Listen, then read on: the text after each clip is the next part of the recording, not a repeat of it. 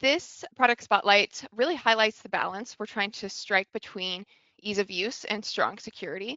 Usually those are polar opposites, two things that clients normally expect but often don't get together. First, frictionless experience. So we're doing a lot at ShareFile to remove the friction that typically comes with logging in. So no more having to remember complicated passwords or dealing with password resets, which is always such a big pain point, especially with customers that you may have that maybe only service them one time a year. So if they're having to log into the ShareFile client portal one time a year, there's no way they're normally going to remember what their password they set a year ago was. So clients can really now authenticate using credentials they already trust, whether that's Microsoft or Google in their personal accounts, or simply just using a one-time code. So it feels fast and familiar for those clients, which of course reduces a lot of the login, drop off, and improves the overall satisfaction of their experience. Enterprise grade security, that doesn't exist just for large companies. It can exist for small companies as well. Ease doesn't mean less security. We're really focusing on strengthening it overall. So multi-factor authentication really adds that critical extra layer that doesn't really slow anyone down. It also ensures the right people get the right access without creating those extra hoops for users to jump through. And then confidence without complexity.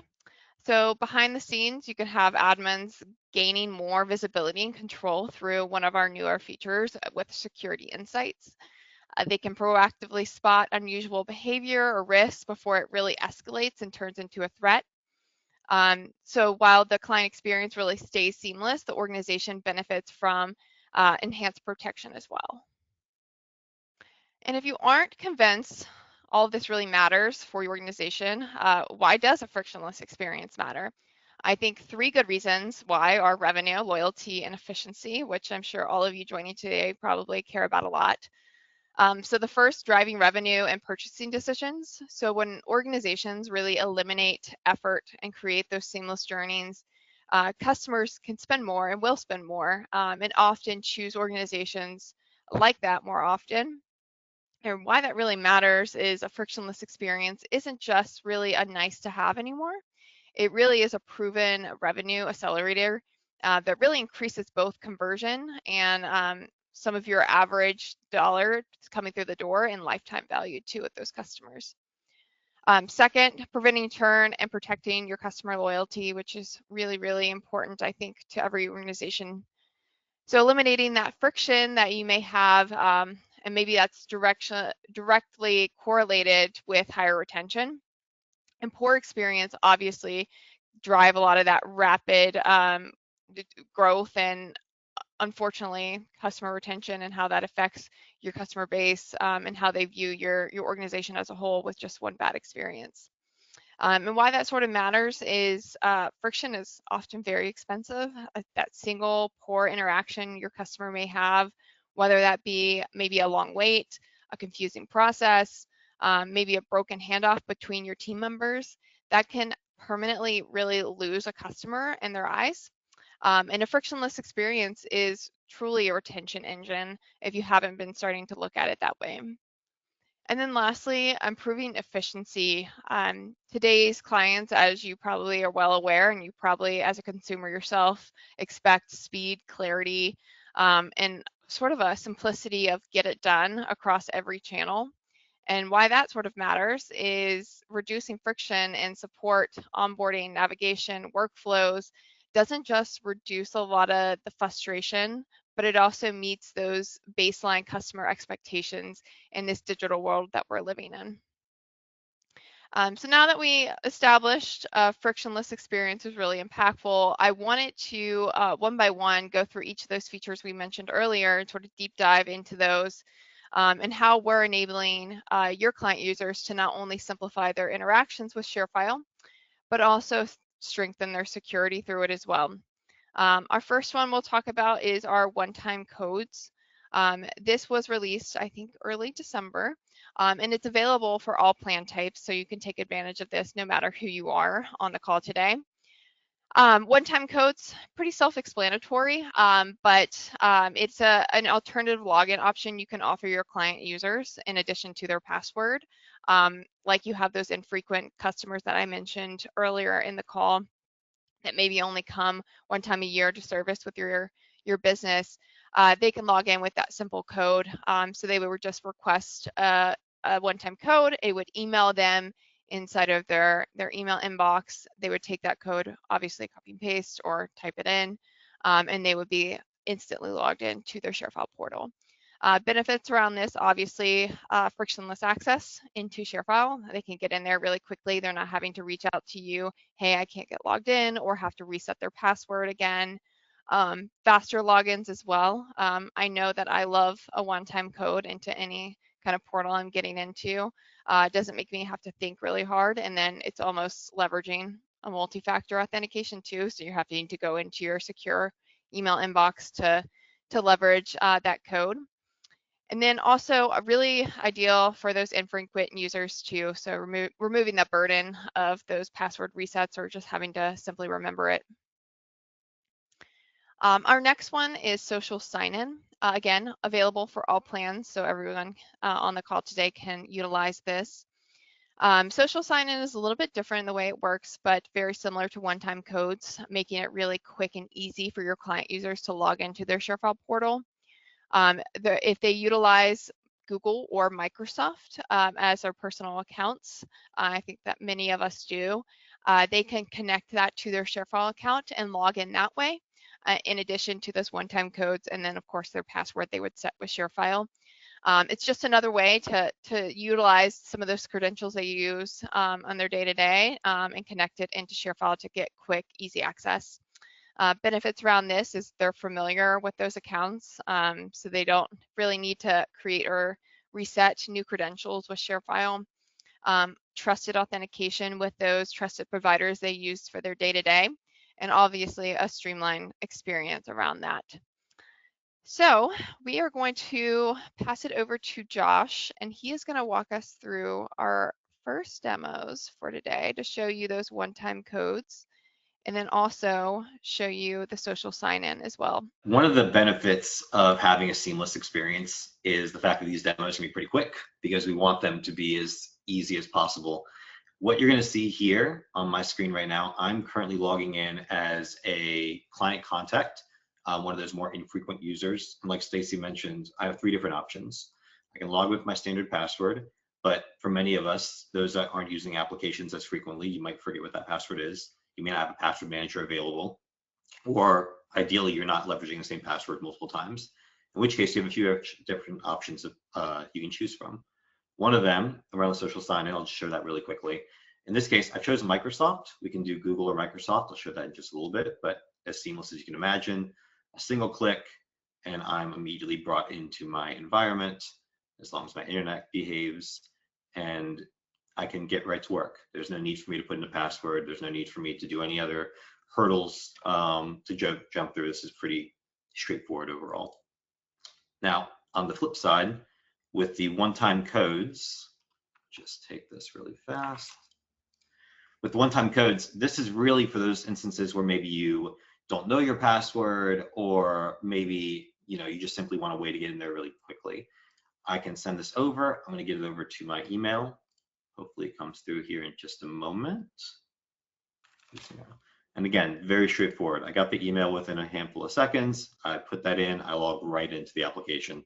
Again, the whole point being you can get in there as easily as possible. Now, just to kind of showcase how to set this up, if you are an administrator, this is going to be what you're going to want to do. For those that are not admins, you want to reach out to your admins to get these options available to you. So as an admin, you'd go to your account settings here and into your security and then your sign-in policy. And you'll see a handful of different options here. The ones I'm going to go through right now will be around social sign-in and the one-time codes. What you'll see when I go to edit these is I have the ability to either disable them entirely for the account, or I can set this up for my client contacts and I can choose which services should be available. On the other side, with one-time codes, when I edit it, similar, where I can disable it for the entire account or enable it for client contacts. And then you can determine how long the email one-time code actually is valid for before they need to ask for another one.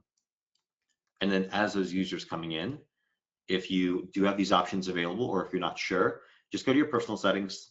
You'll actually be able to see some of your sign-in options down here below, and you'll be able to actually see what you have available out of the gate. So in this case, let me go back to my client contact, and I'll show you that she has her one-time passcode that she can use immediately. She has Microsoft set up, and then in this case, we have MFA, which I'll get to in just a moment.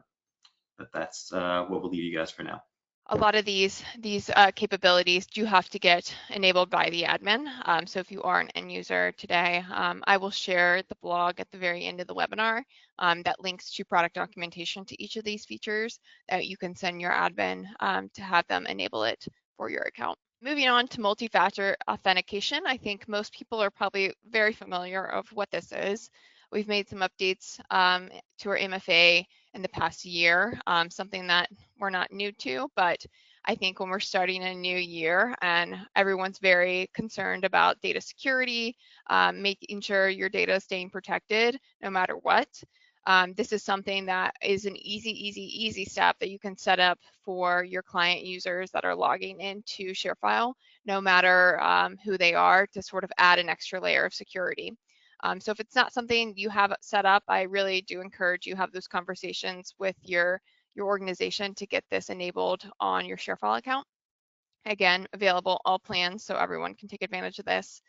And users obviously can verify their identity via an authenticator app, text, or voice call. You'll obviously need to put in a phone number for the voice call and the text.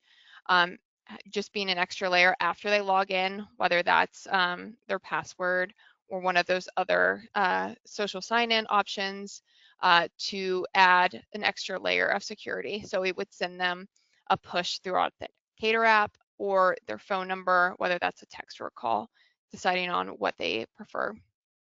Benefits, obviously, stronger protection, adding an extra verification step for those logins. Flexible options, you're able to choose which kind of MFA options fit your users the best. And then making sure you're secure everywhere. So if those credentials do get stolen, your password credentials get stolen, you have an extra layer of security so those bad actors can't log in and steal any kind of data inside of your ShareFile account. So I will jump it back over to Josh to show you where this lives in your account so you can find it and see what it looks like as well. I'm going to show you all similar experience. I'm back on my login screen. This time I'm going to log in as an administrator. But you can see I've already put in my email. I've already put in my password. When I go to sign in, I'll be met with those options for MFA.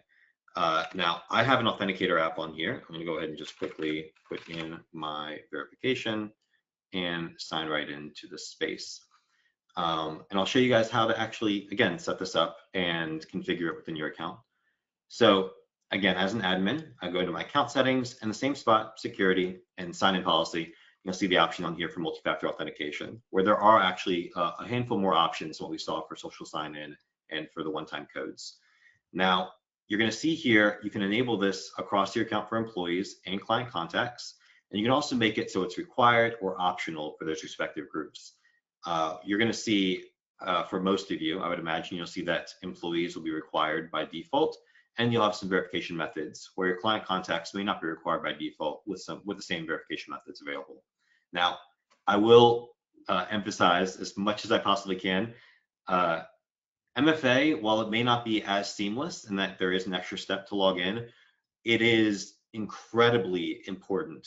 It is one of those features now that may not seem like the biggest deal in the world, or at times might feel a little bit annoying, but in the world we live in right now, this is such a key factor for security for your accounts, and we cannot emphasize enough how strongly we recommend turning this on for your users.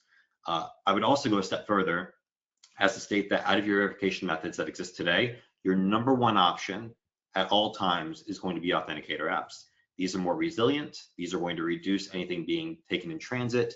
These are just going to be the best for any sort of authentication you're trying to get in there. Your phone numbers are going to work fine as well, but those are a little more vulnerable depending on where you might live or how sophisticated someone might be.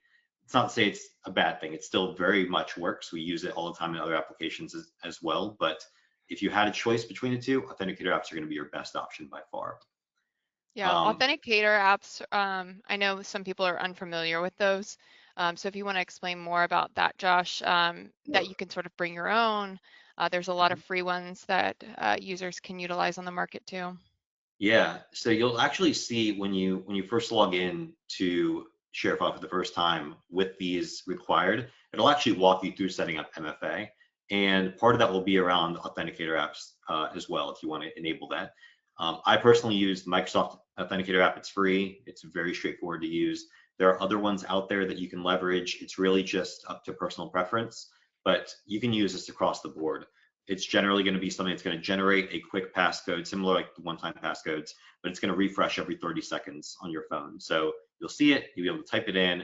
It requires, a level of security to get into it. So it's really just the most secure option you can possibly get out there to make sure that your account's never compromised. Hmm. Um, Going down here a little bit more, just to give it a little more insight. If you are interested in using the phone numbers, we do give you some settings here as well. So you can make it so they can just receive a phone call if you want them to actually get an automated call with a number there, or you can get the text message, or you can do both if you want to give them either option. Now, if this is enabled for your account, you'll have some options available. And if you haven't explored these, we highly encourage you to do so. Again, within your personal settings, you will see right here at the bottom your sign-in options. And you can very easily manage these and you'll be able to actually add different options here. So you can add an authenticator app, you can add your phone number, however this might look, and you'll be walked through a very simple step to actually set this up for your account. So that next time you come in, this will be your additional step for login that adds extra level of security.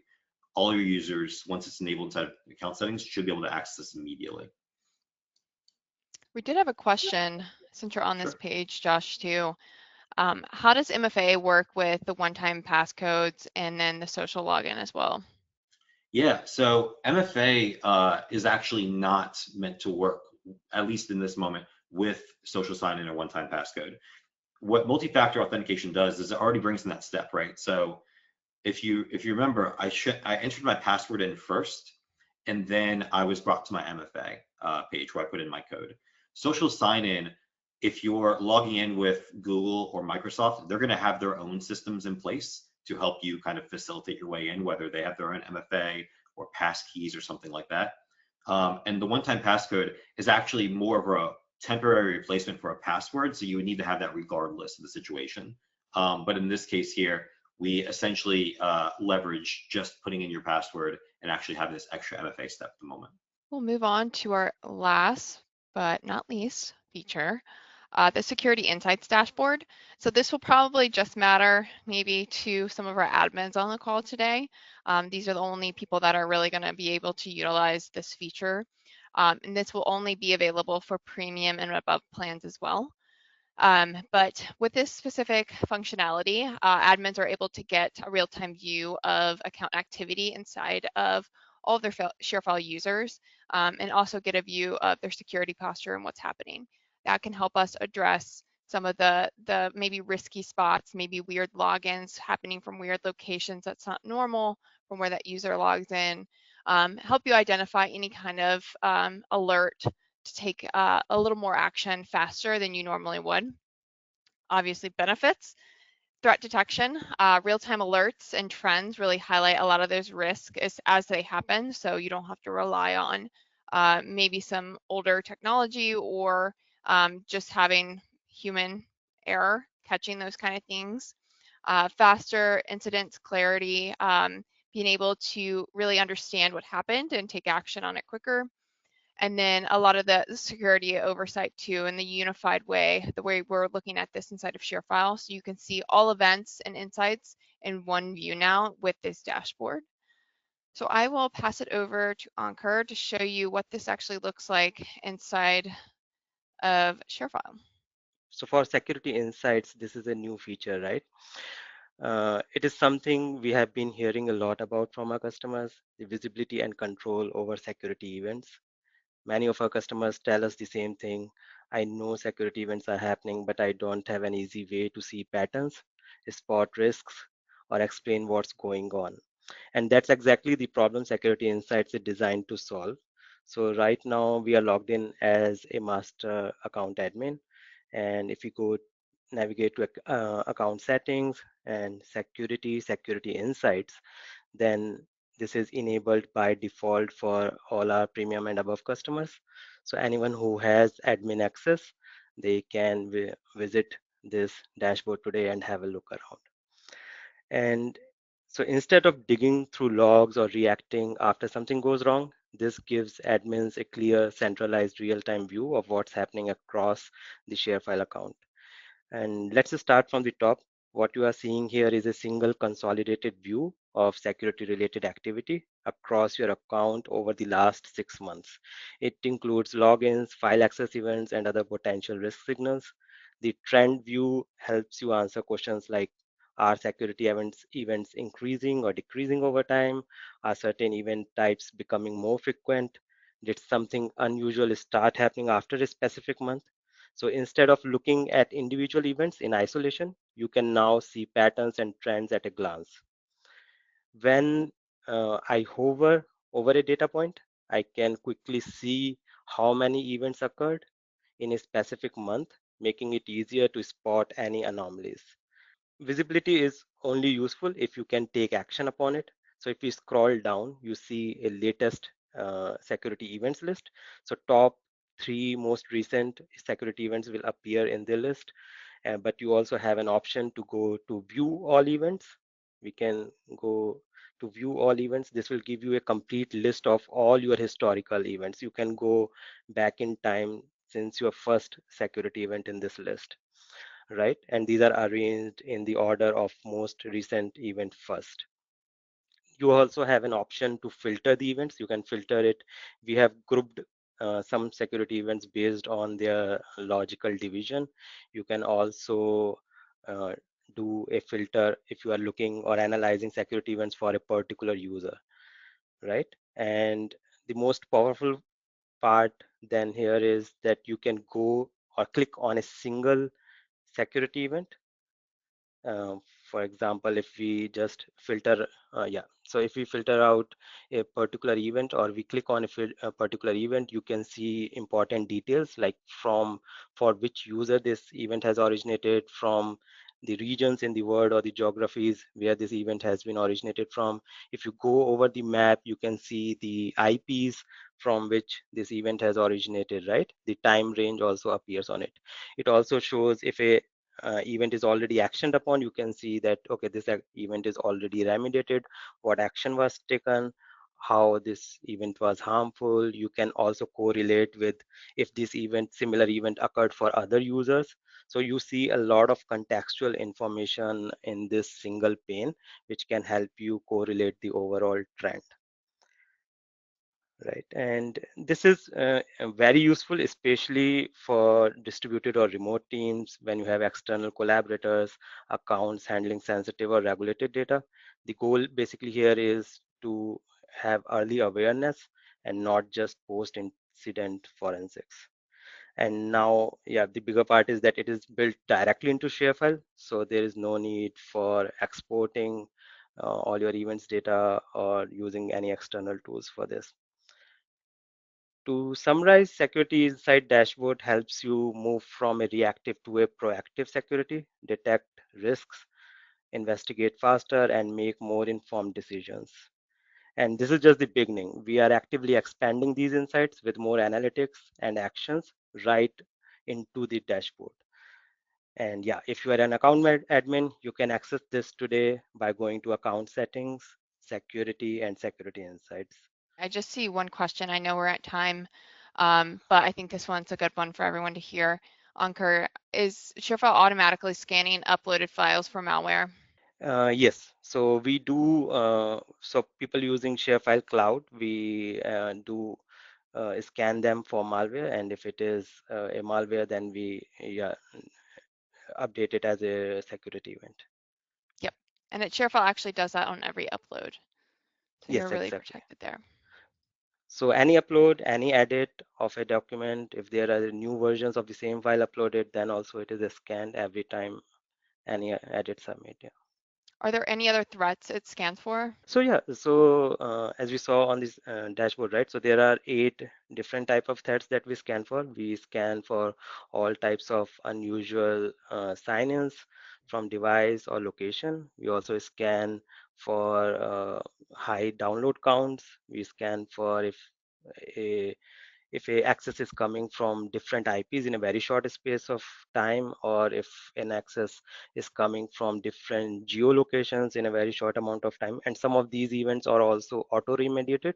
What that means is that if we find that we have a full confidence that these are some events which are threat to our customers, we will send a password reset link for these users, which will automatically take those actions. But these are again all admin controlled, and if you want, these are enabled by default, these settings, but if you want to disable some of these settings based on your business, then you can always control it.